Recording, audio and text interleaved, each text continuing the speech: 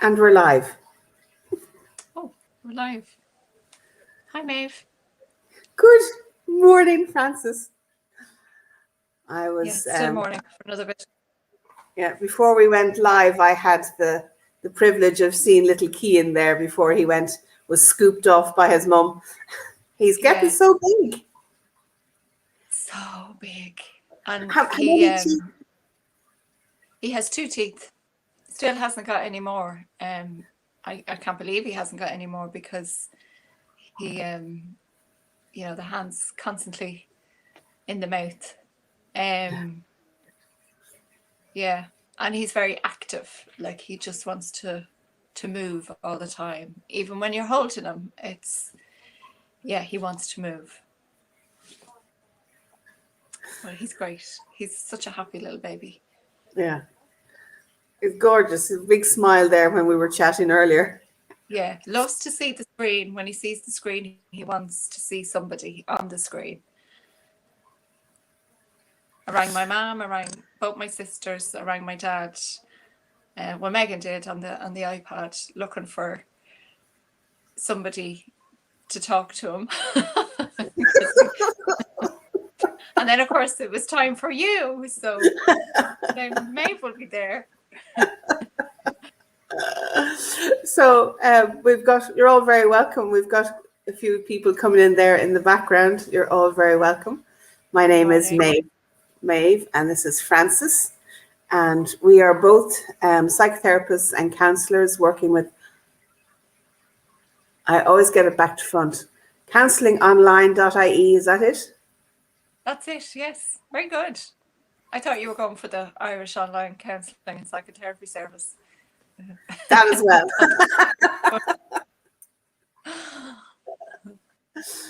And lockdown helped to propel us into the limelight, Francis.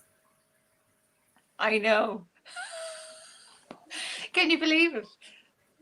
And we're now infamous, so. Infamous, yes. Infamous. What we've been doing, I suppose, is trying to put a human face on therapists and on therapy. Yeah. And it's working really well.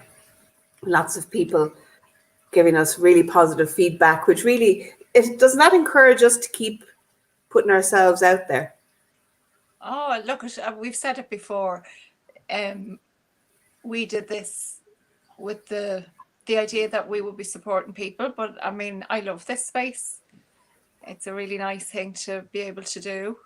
And as we said before, it's because the people who come on are the people who send in a question or a comment or come into the lives themselves and interact. It's lovely. Yeah, it is lovely. And speaking of people in the background, Annie has just joined us. Hello, Annie. You're very welcome. Hi, Annie. So we offer a space for people to ask questions around mental health, and we try as best as we can to answer them while we're live. And if it's something, then we often answer it afterwards when we're not on live. So you can send us questions privately or online live.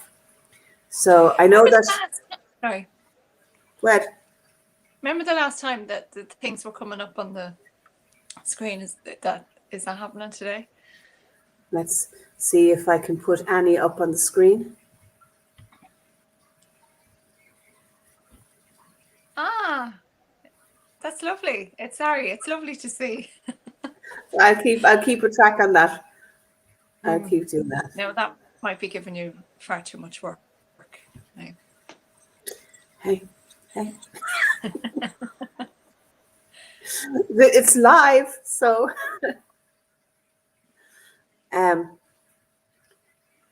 So I was going to say something, I can't remember. Oh yes, I do. You said you got a question last week, but it came in too late. We had finished our live with the question that you had.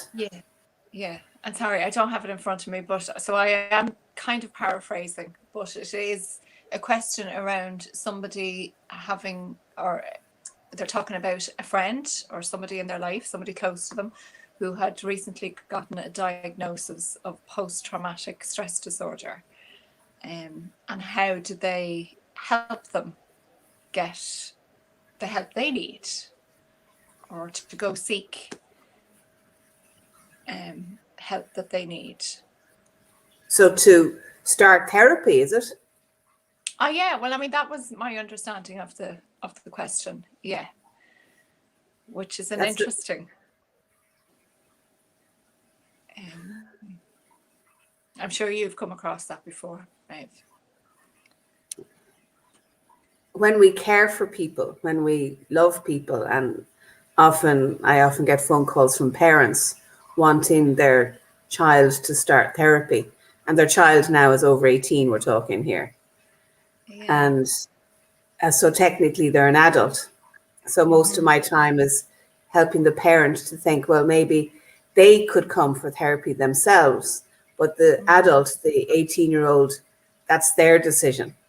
No matter how Yeah. much you love them or how much you Mm-hmm. think it'll help them, you Mm-hmm. can't force anyone into therapy. It will not work.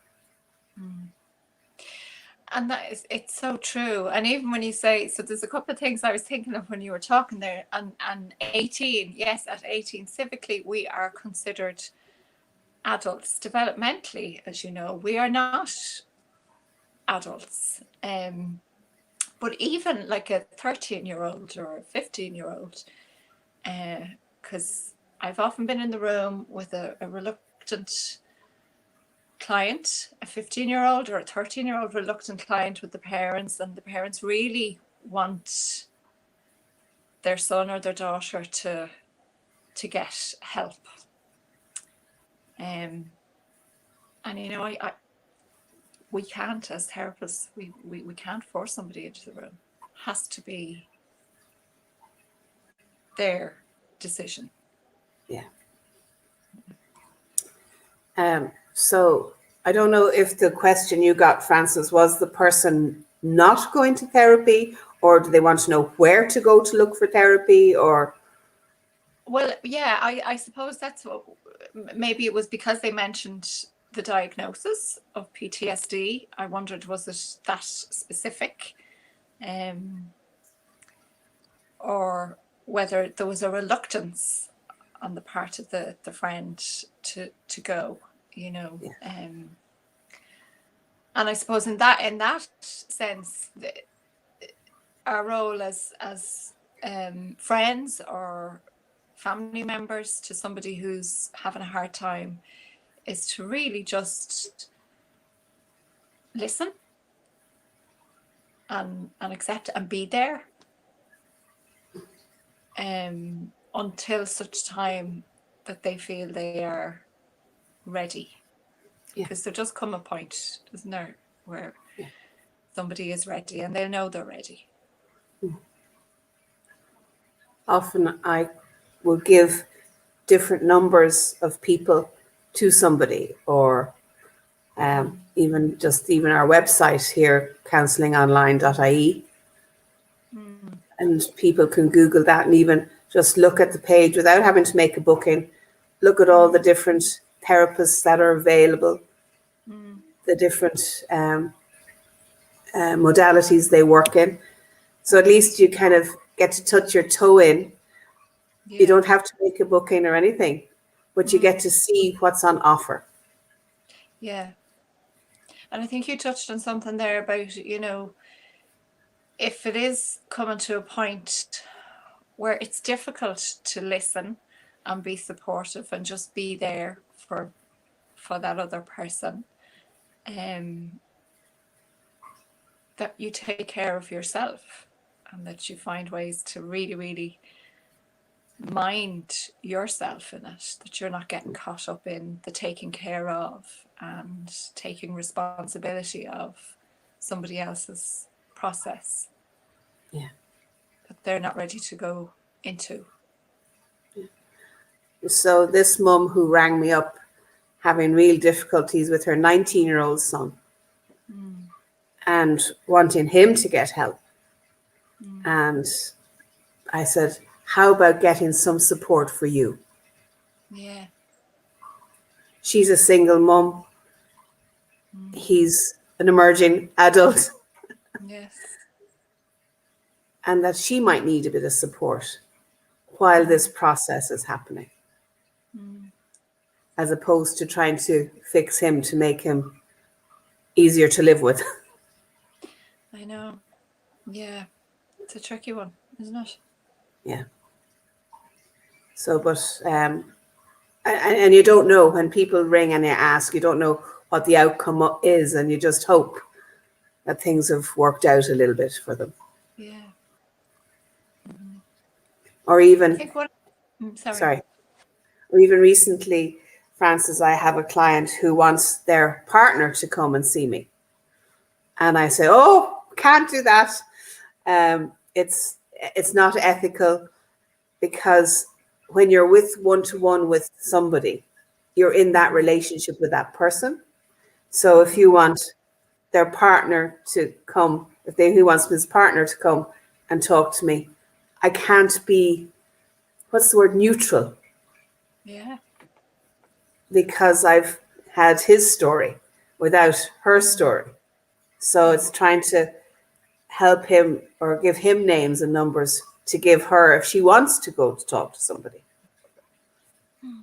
So would you ever have anybody come in even for one session to work through a particular piece? I don't work with couples, so I do. Does that ever happen for you? And it actually has never happened. Either they come as a couple, but I've never actually brought the partner into the session. There hasn't been an issue, but as for example, the person that I'm seeing at the moment, he feels that she could do with help or support, but that's his opinion. And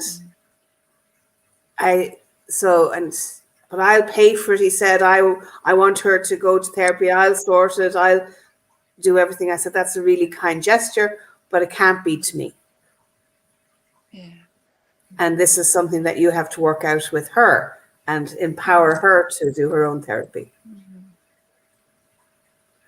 So as opposed to being an issue with them, it's he wanting to fix her. Yeah, which is a self issue, isn't it? Yeah. Yeah. So it's a tricky world, and I suppose it's great that we have those kind of, boundaries and ethics that which we have to adhere to for the greater good of our clients, so that things can be as clear as we can humanly make them. Yeah, and contained, isn't there? There's containment in that when we hold boundaries. Yeah. Yeah.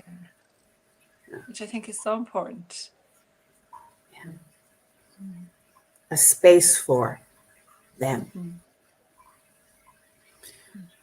So we've had a good few people at the beginning, and now we have two in the background at the moment. So if there's any questions, please bring them in. There's no other comments coming in at the moment. I'm not sure if the computer isn't working.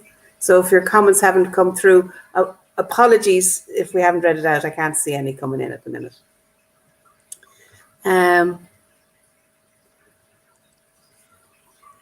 So did we come up with an answer to the question that came in after the show the last day? Well, I think, because there's a few variables there, isn't there? In terms of if it's PTSD related, then, what you were saying about checking out different different therapists that work in different ways. I mean, you're in the realms of trauma there. So anybody that would say that they work with trauma, I think is the best bet. Yeah. But can I just say something? I've just been reminded, because you touched on it as well when you talked about the relationship when you were saying about this, your client wanting the partner to come in, and that it was, you know, this was your relationship.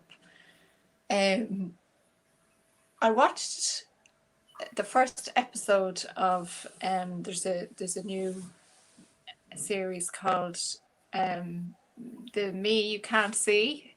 So it's with Oprah and Prince Harry. I know there's a lot of noise around you know, how he's been talking about his stuff and his experiences. But I watched the first episode last night, and I think that the first few minutes of the second one. Now it's not just him and Oprah. There are a few other people. Like there's a chef on it, and there was a girl who boxes and was hoping to take part in the Olympics. So, you know, you get a lot of people's stories. And then there's some input from mental health professionals. And I suppose I should have done, I did think about it last night, and I should have done, I was working earlier, so I couldn't find out the names of the mental health professionals. But one of them was saying, regardless of the kind of therapy that you go and seek, you know, the different modalities, it really comes down to the relationship. It comes down to a person, you know. So you'd be thinking of the toolkit, you know, that we use, and really I think our biggest toolkit is the relationship. What do you think of that? Yeah. Because it's that the client can feel held by you and heard by you and listened to. Yeah. Sorry. Go ahead. It was just there was one girl, because Oprah was talking about her story and maybe some of the things that she has done over the years to help in her attempt to help people. And there was one girl on it. God, like I'm really giving everything away here, but there was one girl on it who Oprah had helped. And over the years knowing her, she realized that my help, while well-intentioned, it wasn't really the help that she needed. You know, that this was something that I was out of my depth with. You know, she maybe had given her the opportunity to go back to school and study, but then that girl had just so much trauma that she hadn't processed or dealt with, that this was just, and it was PTSD actually. And Oprah admitted that this is not something that I'm able for. This is, I've reached my limit, not with her, but just, you know, with the kind of help she was given. And anyway, it showed they were having like a Skype conversation, and it wasn't really going very well. You know, I think Oprah was asking her questions and going like, what are you doing? What are you going to do? Because she was in a treatment center and she was about to leave.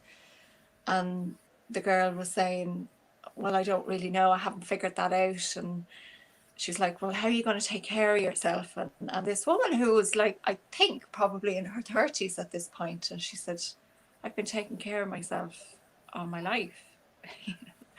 Maybe not in the way other people take care of themselves, but that's, you know, that I've been looking after myself. I've had to. So when they hung up anyway, and the girl was saying like, she just doesn't get it. She tries, but she just doesn't get it. So Oprah was coming in, and again, I think she really admitted this. She was coming in at a way that I just wanted to help her, and I wanted her to take the help that I was giving her so that she would be okay. And then there's a host of shit underneath that for the woman that so it is about a person, and it is about somebody getting it. Annie says that she agrees she's qualifying as a person-centered integrative therapist in a few weeks. And no matter what, well done, Annie is right. And no matter what the client comes with, I found it to be the relationship is the most important thing.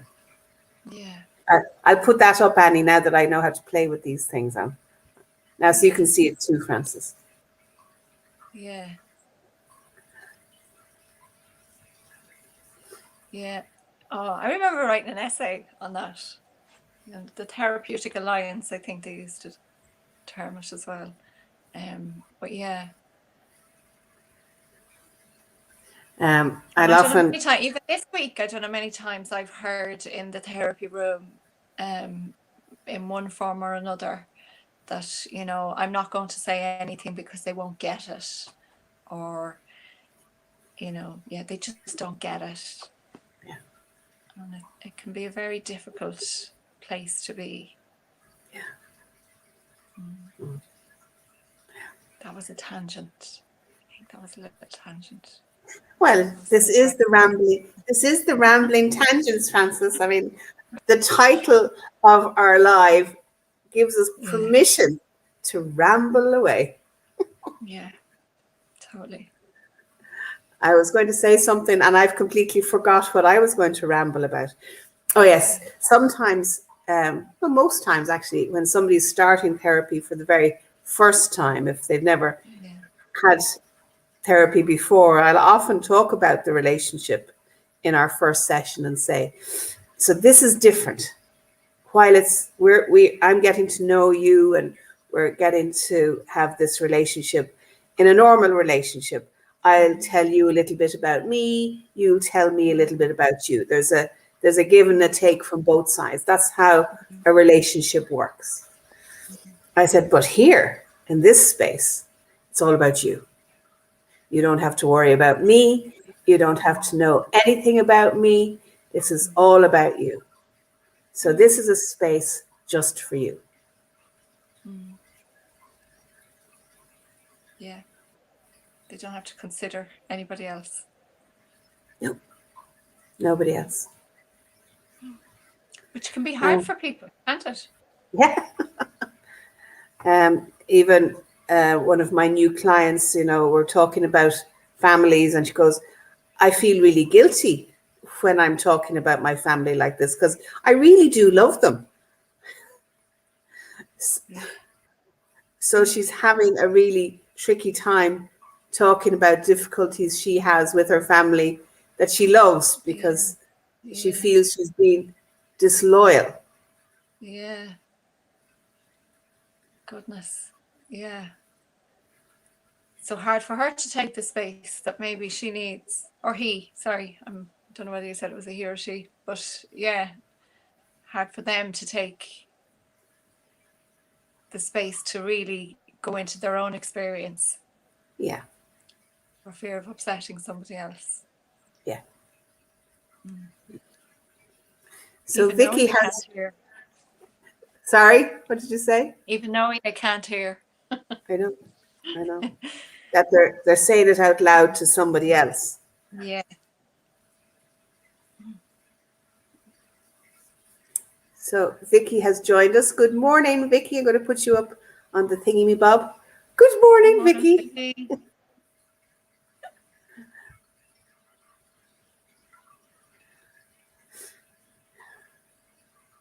So that's all the action that's happening here in the background. Frances, we're doing well. We're still live. We still have a few people join us. It says we have one person watching us still. So whoever you are, thank you. And we have 5 love hearts. Aww.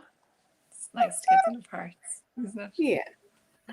Yeah. So sometimes I'll watch lives and they've got like 1 million trillion squillion people watching them and the same amount of love hearts. But you know what? One person, just even one person with us today is lovely. And our 5 love hearts. Yeah. Isn't it wrong with something a bit more intimate? There isn't. Yeah, the 3 of us. Just the 3 of us. um, yeah, so I think I was halfway answering what you asked me, like, have we given an answer to the question?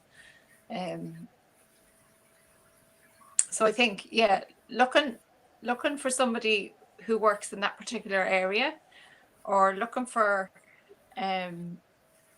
especially if you're searching online for somebody and there's a picture and a little bio like we have on ours, you can get something from that. You might be drawn to a person if you're talking about finding a person, not necessarily thinking too much about the toolkit they might use. And then I suppose making sure that, as a friend, that you take care of yourself and not try to take on too much or take the responsibility of minding another person. So I suppose that would be what's coming to me today. I don't know if there's anything you'd add to that. I think, that would be good. But it's, I suppose, for the person who's looking to get the other person help, it's that, are they taking the responsibility away from? Yeah. Are they now taking on board? Yeah. Because that's a huge part of the process, isn't it? Taking charge of, like, we'd have to take charge of our own process. Yeah. I heard this term during the week. Now, I talked about it more during the week, but I know that it's a colleague of mine, and she used it many times, but it really kind of landed with me during the week, about learned helplessness. So and again, it's a very maybe subtle thing, it's an unconscious thing that we just allow people take care of us, or we just, maybe just that. So we never get an opportunity to, or we don't take the opportunity to take charge and take responsibility of our stuff. Always good things to reflect on. Which is a huge part of it, isn't it? Yeah. So are we facilitating this learned helplessness of another by trying to fix them? Yes. Yeah. Oh, and there's a whole load of processes going on there, isn't there?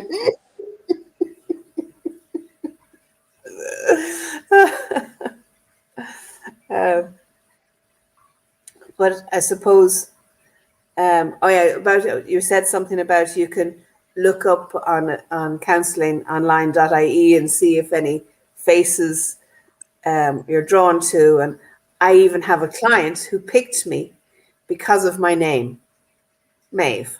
There you go. See? Just because she has a best friend that's called Maeve. So when she saw a Maeve, that's how she, cause sometimes I'll ask, the reason that you picked me because of your name? Yeah. So it can be for any reason. Yeah. But it's part of you as a person. Yeah. Yeah. Yeah.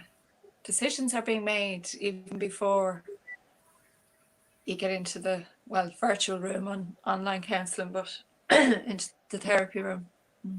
Yeah. Yeah. So I'm not sure. I don't think I had any questions no, I didn't have any questions. So I think that brings us nicely to our close. Isn't that right? Half an hour. Nicely timed. Nicely timed. So thank you everybody that joined us, Annie and Vicky and all the others in the background that sent us love hearts. We hope that today's ramblings might have given you a little bit of insight, a little bit more of an insight into therapy. I think there's even a place on the website, not being too technically minded, where you can actually put questions. If you have questions that you're not sure about, there's a bot or The something. bot, If you're that's what we were talking about. Yeah, the bot will help you out. And there's a few of us in the background that are learning how to operate the bot. But there is somebody, I think Paddy is doing a lot of the bot minding. Yeah. And Mary, isn't it Paddy and Mary? I know. They're the ones I know of. Yeah. They're good with the bot. But there will be somebody there in the background to answer questions that way as well, if you're not sure of things. Yeah. I love the I don't even know what the name of it, the byline, is that the right word, or the saying that Irish Online Counselling has, that Mary and Danica put together, was wherever you are, we are. Yes. Wherever you are, we are. Yeah. I like that. Yeah, it's really nice. So one of us will be there in the background at some point. Yeah. So thanks again, and we will see you soon. Hopefully another 2 weeks. Frances, how does that work for you? 2 weeks, yeah. I think that's good for me. I've lost track of my dates now, but yeah, that's We can organise that anyway offline. Yeah. Ourselves. Yeah. And lovely. And thank you everybody for joining us. See you soon. Bye.